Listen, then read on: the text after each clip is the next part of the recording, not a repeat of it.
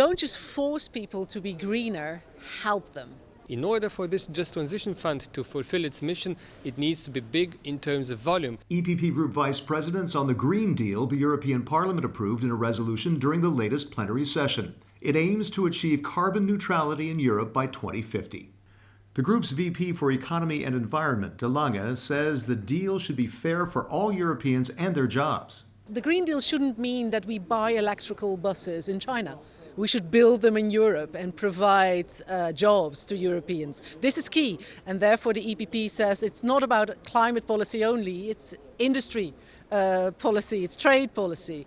De Lange says the EU's emissions trading system that puts a price on carbon is also a key part of making Europe greener and more cutting edge.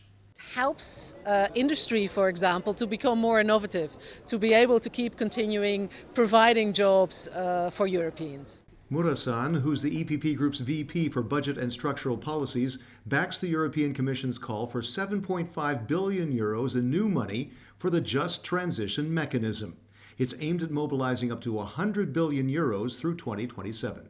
I would want us to finance a young entrepreneur who launches a business able of hiring those people who cannot work in a coal mining, for example. And where to get the money? The governments need to put their money where their statements are. Secondly, it should be private money. And thirdly, the European Union can also reflect about its own resources, being a small tax on plastics or being a price for CO2 emissions. Speaking as a mother, De Lange says a carbon-neutral future is especially urgent. If I know that we are pretty much the last generation who can still have an impact in this climate debate, we should be moving in that direction.